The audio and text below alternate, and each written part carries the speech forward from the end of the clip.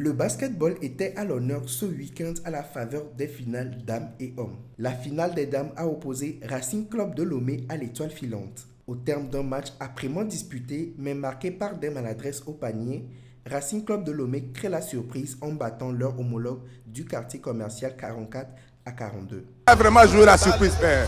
Vous avez vu à l'entame du match, les filles n'étaient pas complètement dans le match parce qu'elles étaient sous pression. Ça fait longtemps qu'on n'a plus joué une finale. Donc les filles sont en finale, elles étaient sous pression.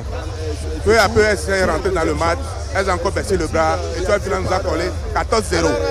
Les 14 secondes, 14-0, on a remonté, et voilà qu'on a arraché la victoire avec 2 points. Les filles du coach Ametepe Dodo avaient déjà pris leur marque dès le premier carton 12-8 avant de poursuivre 19-14 au second, puis 30-27 au troisième. C'est grâce à leur puissance de feu que Isaka Rafiatou et ses coéquipières ont renversé la tendance d'une suprématie légendaire de l'Étoile filante qui n'a que trop duré. Une leçon apprise pour l'Étoile filante pour revenir plus fort la saison prochaine. Basile qui remporte la vie.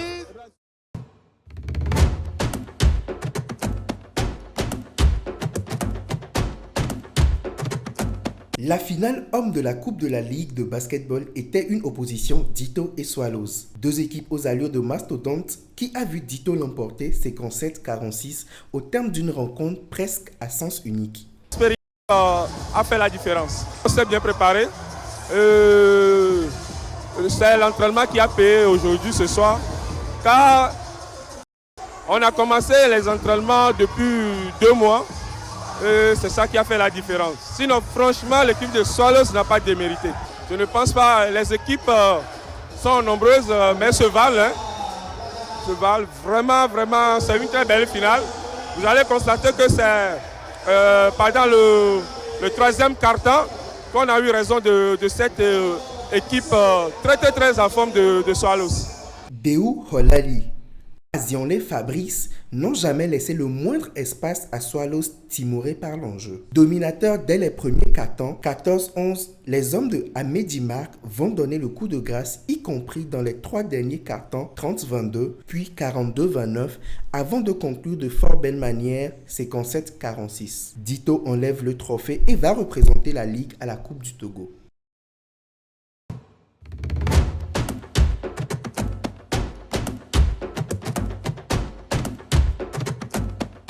Faire vivre les communautés, les socialiser puis les fondre dans la même moule sont les désirs manifestés par la Fondation Afrique Développement International FADI en l'endroit des habitants des ghettos en organisant un tournoi de football dénommé Tournoi Fraternité Ghetto Estampillé Trophée FADI.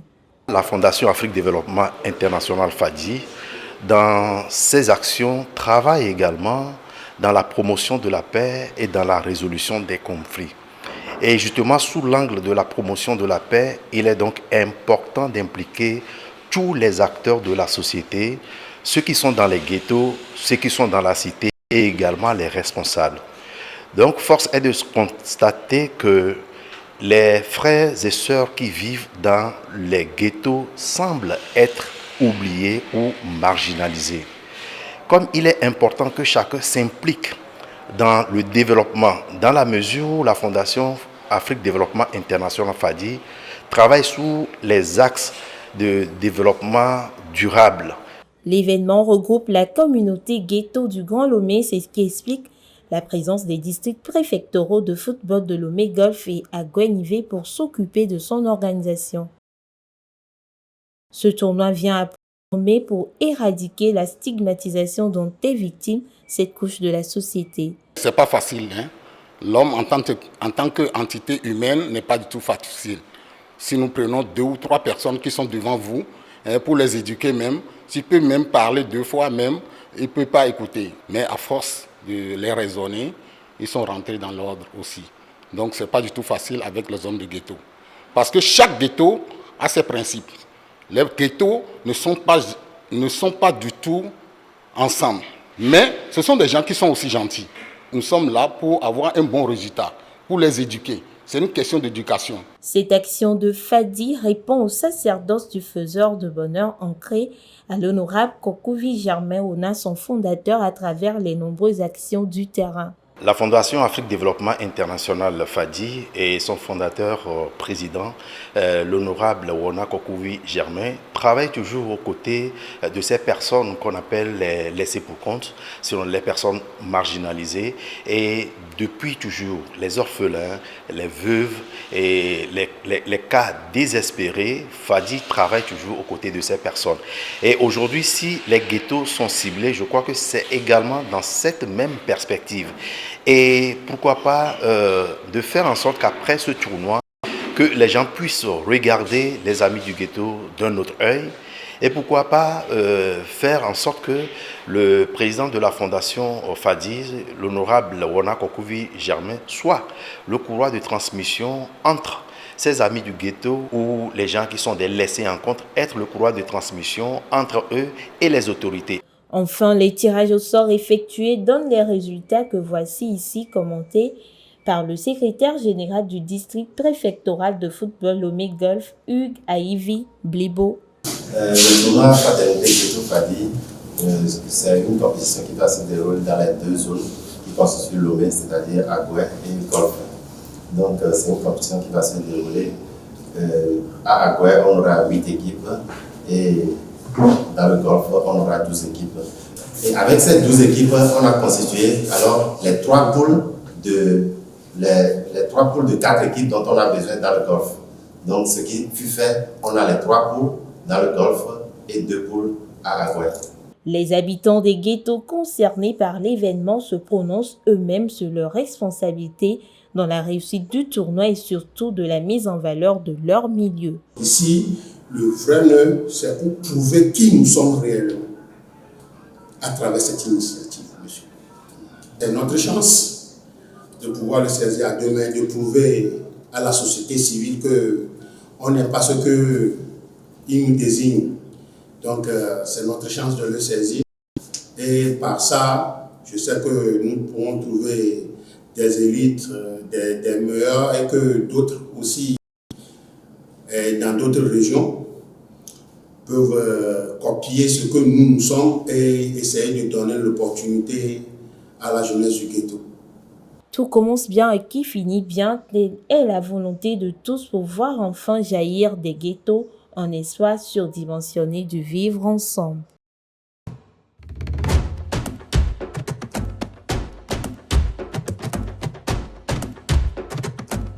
La première édition du tournoi Fraternité Ghetto Trophée FADI qui s'est tenue le samedi 10 août 2024 au stade de la Jeunesse Club d'Agoué-Nivé JCA a regroupé 24 équipes participantes issues des préfectures du Golfe et d'Agoué-Nivé. Le promoteur du tournoi et président de la Fondation Afrique Développement International FADI, l'honorable Wona Kokouvi Germain, entend promouvoir l'inclusion sociale et renforcer le développement inclusif à travers cette compétition parce que, dit-on, le football unit les peuples. Nous avons organisé un tournoi de football, ceci pour permettre aux gens de savoir également que dans les ghettos, les passions de ceux qui vivent dans les ghettos, nous avons le football, nous avons la musique. Après, c'est une frange de la population qui est peut-être une valeur ajoutée un peu ignorée et il était important donc de faire en sorte que les uns et les autres reconnaissent un peu les valeurs qu'on peut trouver dans les ghettos. Le coup d'envoi de ce tournoi a été donné par le secrétaire général de la Fédération togolaise de football, assisté d'un représentant du ministère des Sports et des Loisirs et du promoteur du tournoi. En match d'ouverture, la sélection du Ghetto Golf s'est imposée 1-0 face à la sélection du Ghetto d'Agoué-Nivé. La Fondation FADI voudrait créer la fraternité entre les ghettos, couches marginalisées et stigmatisées au sein de la société, inspirer le brassage intercommunautaire avec toute la population afin de leur faciliter la réinsertion dans leur communauté de base et faire doléance auprès de l'État pour faciliter mieux encore leur intégration sur tous les plans. Aujourd'hui, c'est un match d'exhibition qui permet donc de voir deux sélections. La sélection de la préfecture du Golfe contre la sélection de la préfecture d'Agoué. Donc, ce qui voudrait dire que c'est des équipes de ces différentes préfectures qui vont s'affronter. Dans la préfecture d'Agoué, nous avons 8 équipes et dans la préfecture de Golfe, qui est la préfecture la plus grande, nous avons 16 équipes. Et la compétition va durer 3 mois. Créée depuis 2013, la Fondation Fadi travaille sur le plan national et international dans 4 domaines spécifiques, à savoir éducation, santé, environnement et action humanitaire.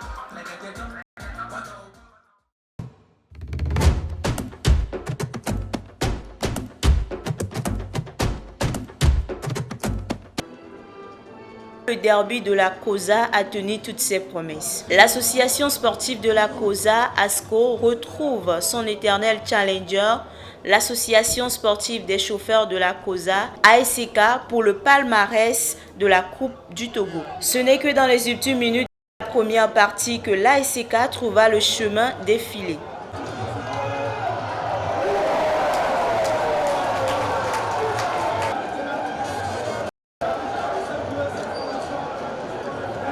Au retour des vestiaires, les protégés de Lambert Amani Yao ont multiplié les actions pour finalement égaliser par le biais de l'attaquant Mouchri Tchakei. Nous étions à la 76e minute.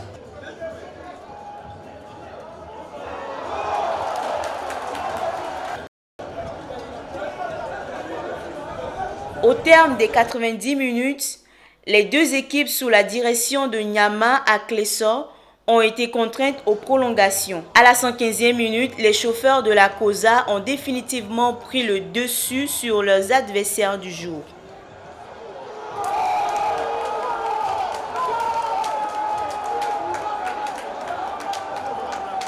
Jonas Kokou-Komlan, l'entraîneur de l'ASK, dit sa satisfaction après la victoire des siens. Depuis que je suis venu en 2020, c'est ma première fois de remporter la Coupe du Togo. C'est une joie d'arriver aujourd'hui à remporter la Coupe du Togo qui ne s'était pas jouée depuis des années. Donc je pense que c'est une immense joie pour moi en tant qu'entraîneur. Les mots me manquent. Bravo aux joueurs, bravo au staff, bravo à toute la famille de l'ASK. Marqué par beaucoup d'échauffourées, surtout après le deuxième but des chauffeurs de la COSA, Lambert Amani Yao, des condonats de la COSA, n'a pas voulu se prononcer. Son collègue de l'ASK reconnaîtra que toute la saison fut pour ses poulains et lui-même un parcours de combattant. C'est une très bonne équipe. Je pense qu'ils nous ont posé beaucoup de problèmes. Ils ont eu le mental, les ressources nécessaires pour revenir au score.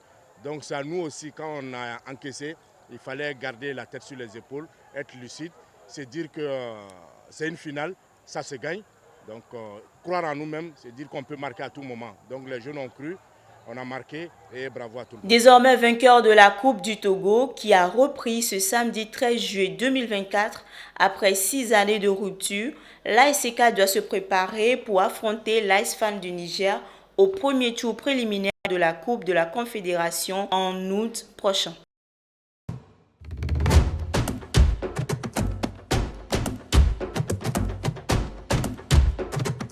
Troisième journée du championnat national du football de la première division féminine. Atleta FC de Lomé recevait Aré FC d'Arepe au stade de la jeunesse Club d'Agué le samedi 3 août 2024. En difficulté depuis le début de la saison, les filles de Amenti Valentin continuent leur traversée du désert. Nouvelle défaite 6-0. C'est une nouvelle équipe que nous sommes en train de monter avec des joueuses qui n'ont pas d'expérience.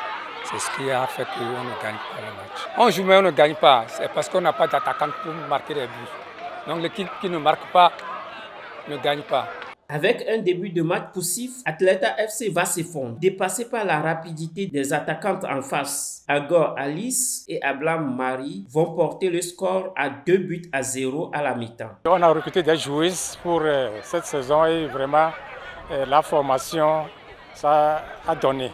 Ça fait qu'on a gagné ce match ce soir. La finalité, c'est le champion.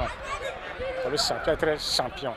En seconde période de jeu, la domination des filles de la préfecture de Yoto va s'accentuer par 4 nouvelles réalisations. Ablam Marie y est allé avec 3 autres buts avant que Kachi Joël ne clôt la marque. 6-0. La marche vers le sommet se complique chaque journée pour Zoroku Rennes et ses coéquipières.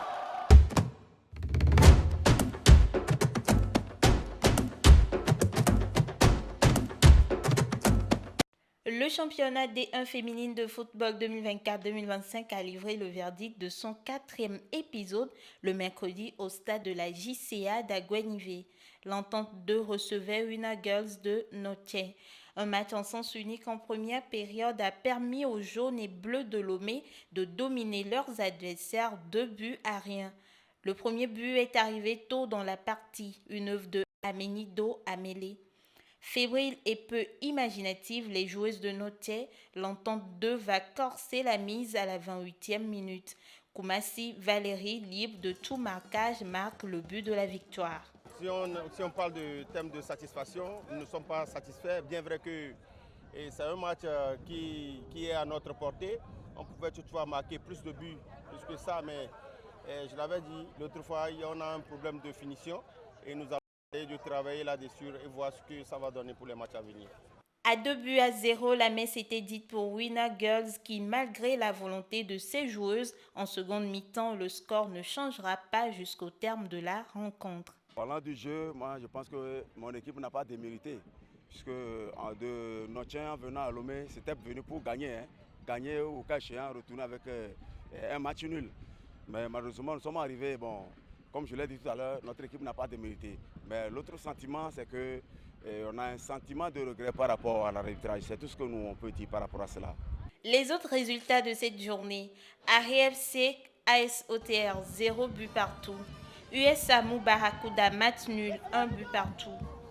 Ascoba Koroki 3-1. Nul 2-2 entre Semassi et Unisport. Victoire de Fouadans 5-0 sur Doumbé.